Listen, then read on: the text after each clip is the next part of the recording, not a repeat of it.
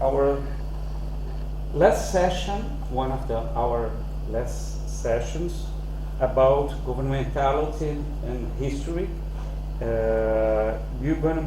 We'll begin this session with a work presented by Verena Lehmbrock from Erfurt University, and the title is, how we can see, From Imperial Philanthropy to Open Systems, the Intellectual Evolution of the SSRC's Committees on Transnational Social Psychology.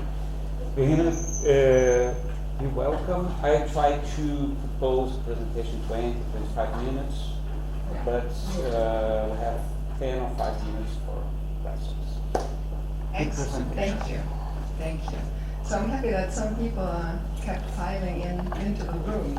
I feel really honored.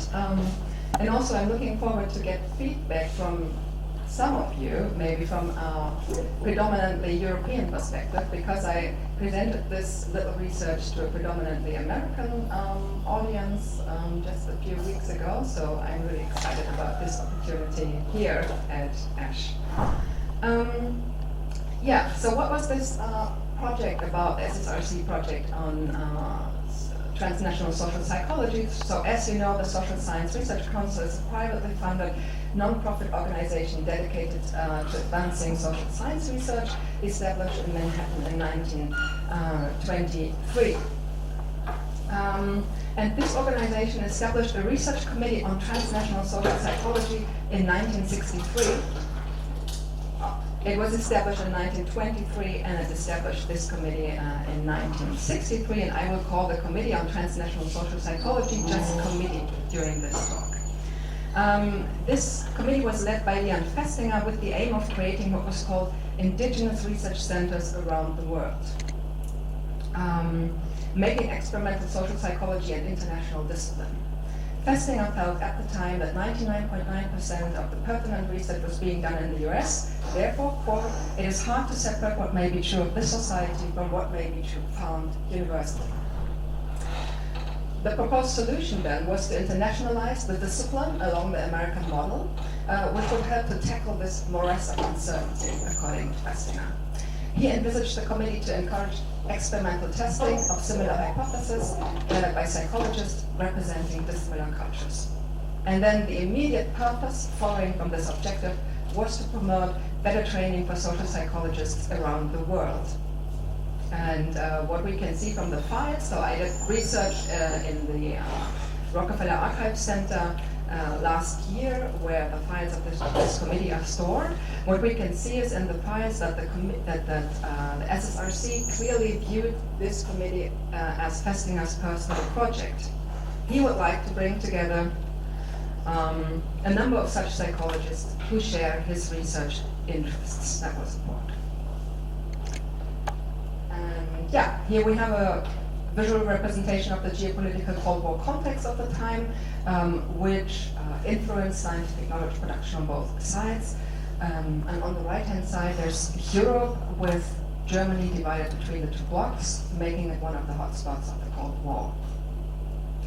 And this is my background to this little research, because my actual object of research is social psychology under socialism in the long 1970s and in the GDR in particular. So what I realized was that this committee, SSRC committee, in fact had an influence on social psychologists in the GDR at the time.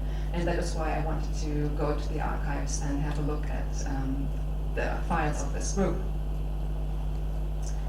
Also, I was aware of this book, this publication that draws from the same files and from lived experience by French social psychologist Serge Moscovici, who himself served as a long-term member of this committee. And to give you a sense of how Moscovici and his co-author described the committee's mission, quote, overcoming intellectual, institutional, and political obstacles, the committee struggled to bring social psychology to global recognition, not as part of a program of intellectual imperialism, but motivated by a mixture of intellectual philanthropy and self-interest. And the two authors also depict the committee throughout the book as a Fleckian thought collective. quote, a group of individuals having intellectual contact with one another, exchanging ideas, mutually influencing each other in pursuit of the same goal. That is their explication of thought collective. The composition of the committee was indeed remarkable at the time because it early on comprised an equal distribution of 50% American and 50% European members, which was atypical for an SSRC research committee during that time. And in the book by Moscovici, there are also some fascinating anecdotes. For instance, he was not aware of he was already a member of the committee without even knowing of the existence of this group. And the same happened to Rometveit, the person from Norway.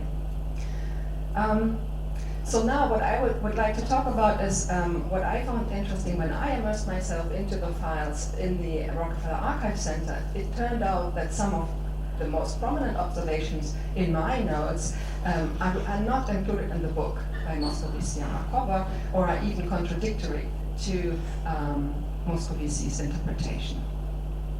So I would like to talk about these findings by way of two theses.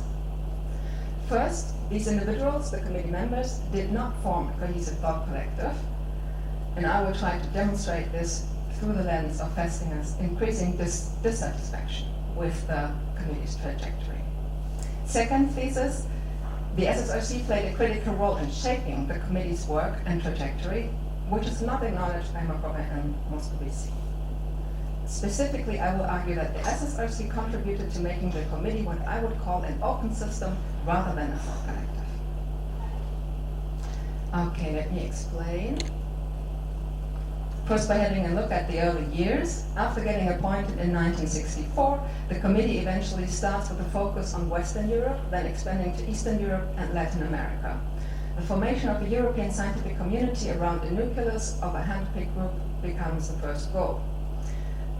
So the SSRC had a word in this because SSRC had information that they were competent yet scattered researchers in Western Europe, and some officers argued representatives of dissimilar cultures can already be found in Europe, so let's start there, rather than in Asia or the Middle East, which was also an idea of Festinger. In January 1965, Festinger reports to the SSRC's president that while Western Europe had good people indeed, their training had actually proven as, quote, not very adequate. And that's the letter on the right-hand side. Europeans still needed massive support, according to Festinger. However, with a lot of money and help, they could start making a contribution to science. So this statement exemplifies how the committee initially saw itself in the role of a development agent, given the strengths and the dominance of the American social psychological research at the time. And we can also infer from these documents that certain European psychologists were privileged, and those were going to establish the European Association of Experimental Social Psychology in 1966 during a third conference in France, which they already organized independently from American funding.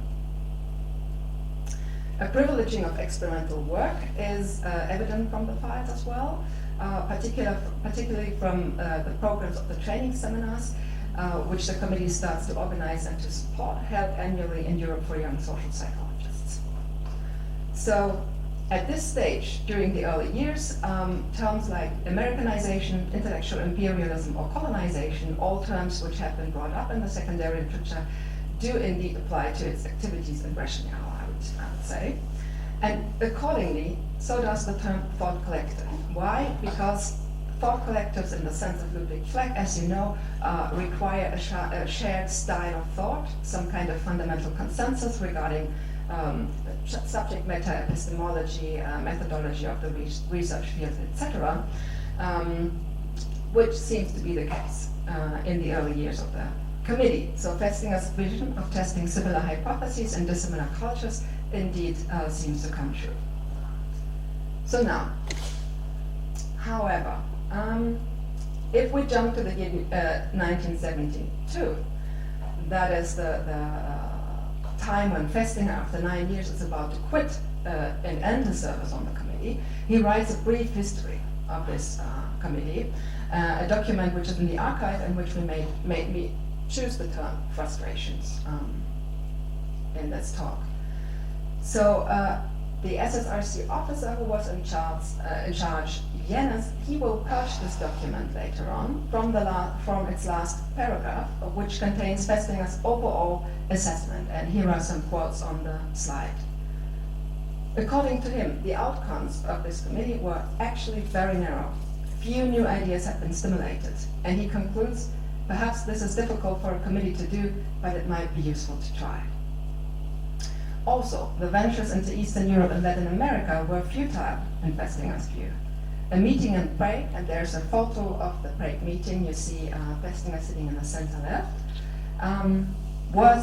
this meeting was, quote, warm, active, and above all, emotionally arousing, yet unproductive.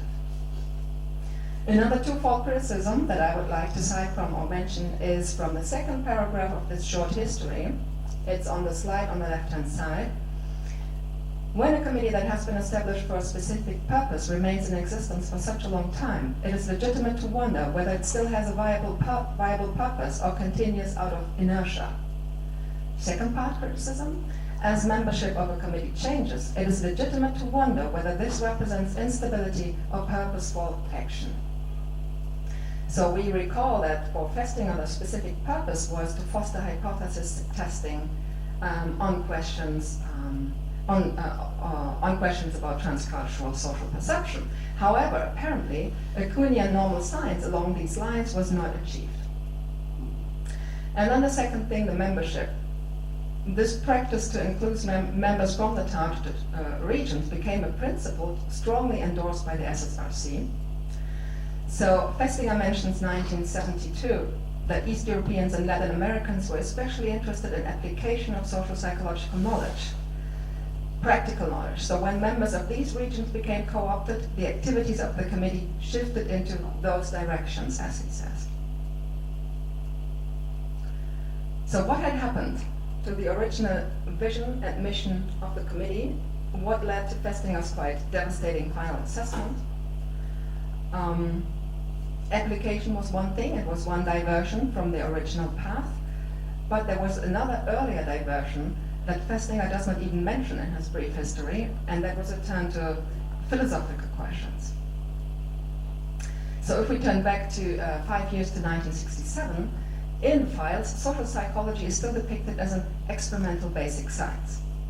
The West Europeans, however, have just established their own association, and it is obvious that once brought together with the help of the committee, at least some of them, like people like Moscovici, start thinking and talking a lot about their own identity, pre-war traditions of social psychology, European forerunners such as Maria Hoda, etc.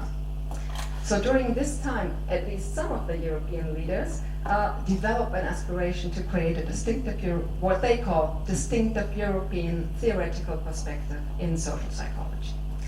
And a few years later, you find this claim also again and again formulated in European publications, so that it becomes a kind of origin myth, one might say.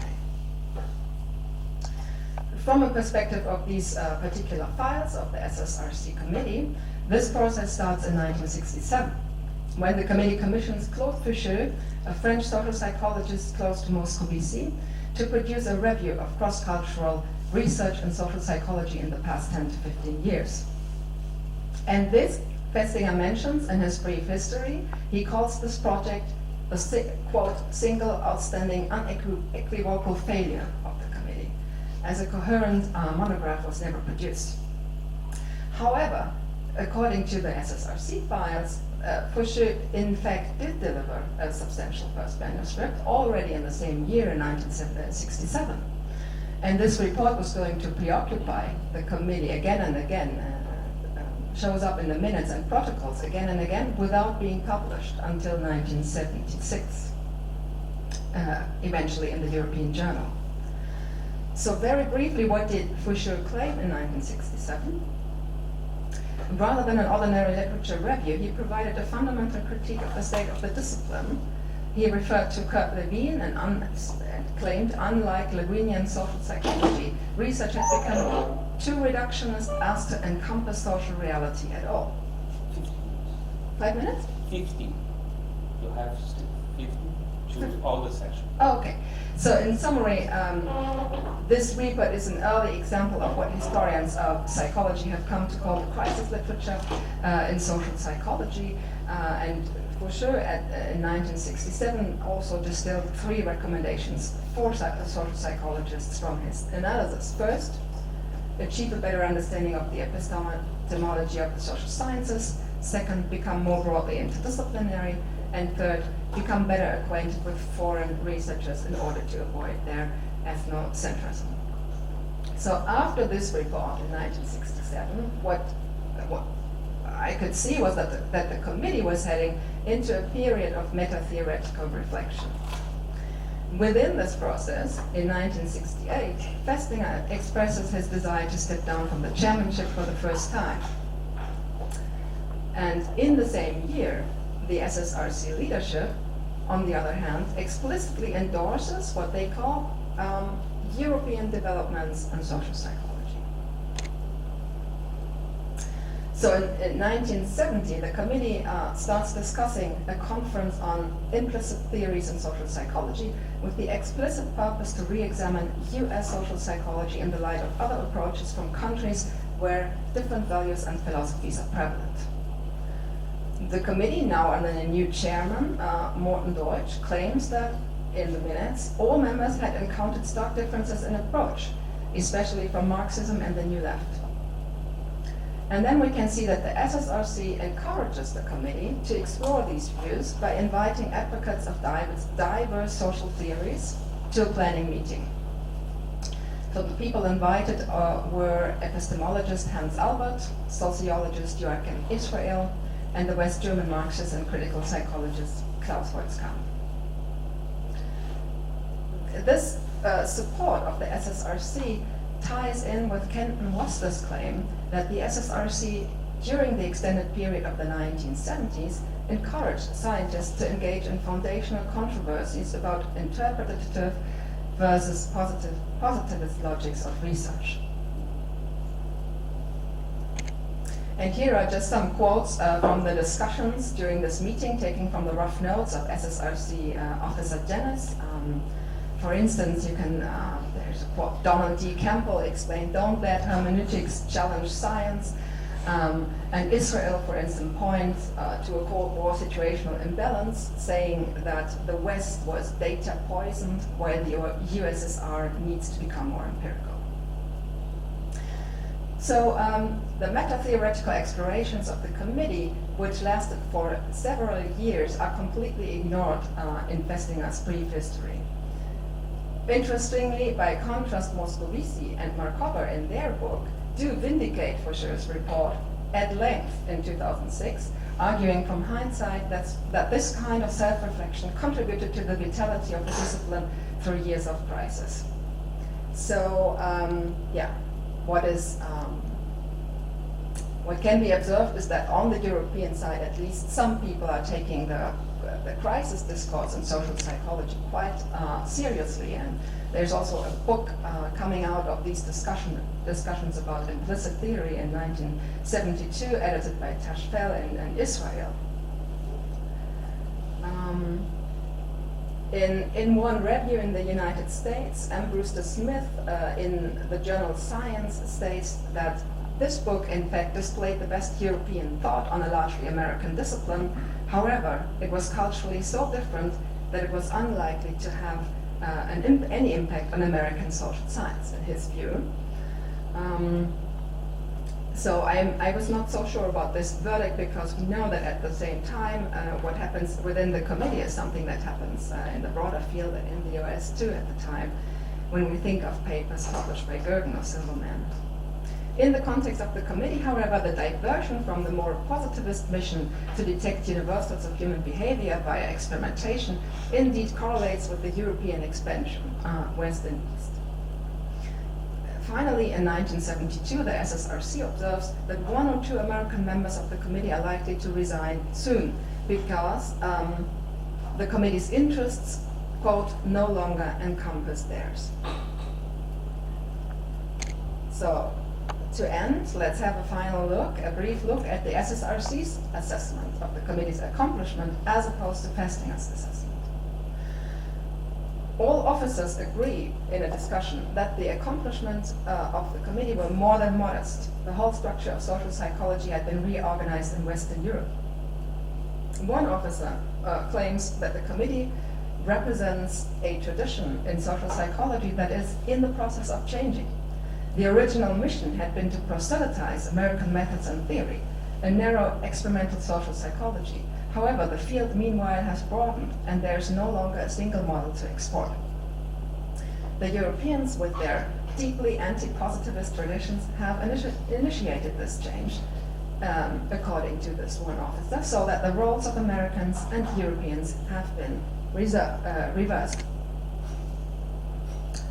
So, in concluding, my interpretation is that while the committee was initially Festinger's project, it became hijacked along the way by other members of the committee and by the SSRC that came to push not only national but also epistemic diversity. A certain Europeanization of the project ensued, if we want to use that term. To the chagrin of Festinger, the SSRC entertained a cold approach to innovation regardless of content. Especially the practice of constant membership changes, according to the regions targeted, Western Europe, Eastern Europe, Latin America, became an innovating principle highly endorsed by the SSRC, resulting in a structure of the committee that is arguably better described as an open system rather than a thought collective. And in this talk, I have analyzed these developments through the lens of Liam Festinger's frustrations. Thanks very much for listening.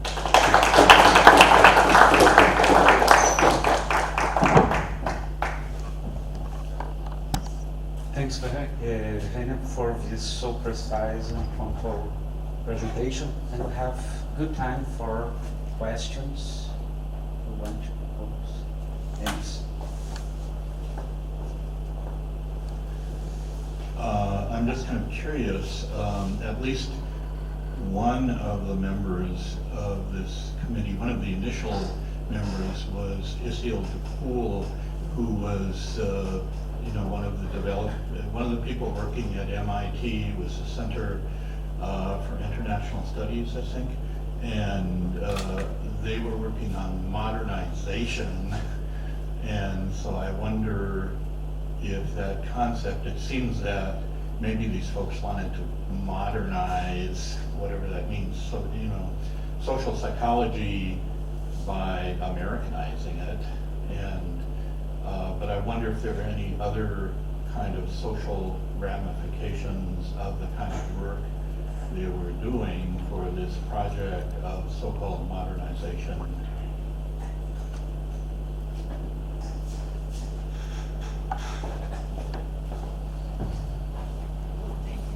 Yeah, thank you for the question. So from just judging from the source base that I have, those files from the SSRC committee, the term modernization is never used, as far as I recall it. And so implicitly, it is certainly a kind of general or unquestioned assumption that the kind of American social psychological experimental research is the state of the art, and it is to be brought to other places. Yeah. So I don't know. I think one could make a connection to the term modernization via that route by interpreting the activities of the committee, but it's not a term that the committee itself uses, or that the founding members used in the beginning. So they're not concerned with societal modernization, that kind of thing, economic? Not so much societal. It's really a kind of basic research, experimental basic research agenda to find universals in human behavior across societies, but not really to intervene into societies, in my understanding, yeah? Or to modernize societies, but rather really basic kind of interest in universals in human behavior. Maybe.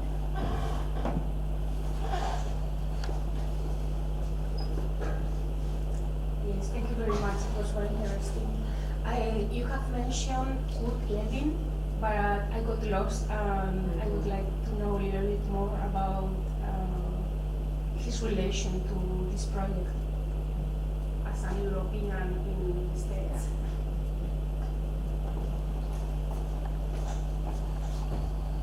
Thank you. Yeah, maybe that's an important piece of information that was missing. It's interesting that the book by Moscovici and Markova has a main narrative. So it's very complex and very interesting, but it has this main narrative saying that this was a thought collective. This group of people was a thought collective. And the next description that is used, or descriptive term that is used, is a hidden academy. Yeah? And the hidden academy, according to Moscovici, had to do with the fact that most of the American members had been mentored by Kurt Lewin. They actually had worked with Kurt Lewin, or graduated with him, made their PhDs with Kurt Lewin, as Leon Festinger as well. So the claim is that this was the link between the American and the European members on the committee that made this cultural entity a bit special, or set it apart from mainstream social psychology in the United States. That's what Moscovici claims. In fact, what I have tried to show in my presentation is that I don't, take this or believe this story about having been a thought collective, because they were obviously lacking a kind of shared epistemology or basic assumptions. Meta-theoretical commitments were quite different. So I would claim that they were not really forming any kind of thought collective when they came together along the way. But Kurt Lewin is this one intersection between most of the members within. Because the Europeans, in the first international conferences, the Europeans constantly referred to Kurt Lewin as the main point of reference for their kind of, what the kind of social psychology that many Europeans were wanting, kind of social psychology that is a bit more social than psychological. So Kurt Lewin was the constant reference point for this. Thank you. Someone else?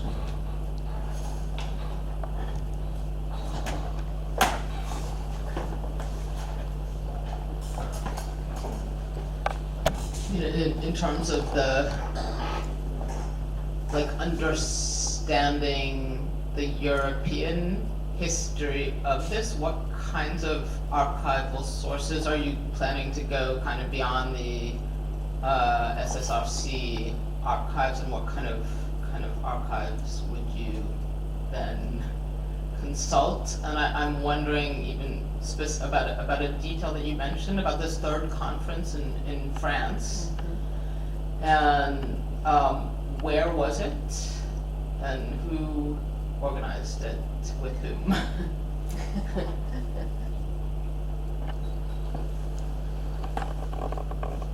Yeah, the last question about the conference during which the European Association was founded. There's a whole paragraph, a whole chapter on that in Moscovici's book, very interesting to read, which for me left open one question, and that is why the founders of the European Association, who explicitly or excluded Americans from this conference, they were not allowed to join, except of, I think, one person from the SSRC or something like this. Why did they, in the end, decided to, and I mean there's literature about that and discussions about it, why did they choose to use experimental in the designation of their association, even if narrowing to experimental method was highly debated from the beginning, and this is one point that Moscovici gives no information in his account of the founding conference. For archives, European archives, so I mean this was kind of a kind of lucky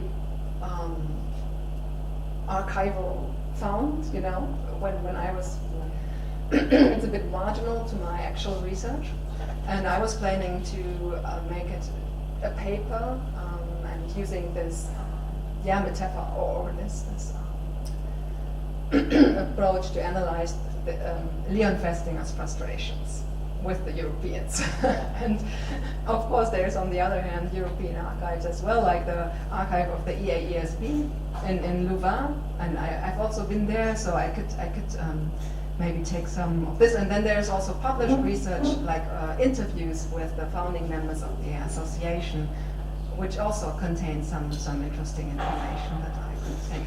But if anybody has any ideas, maybe Moscovici papers or something, could be really interesting. Okay. Just some time, but if someone wants to do kind of comments. Okay. Thank you, Verena, for your presentation.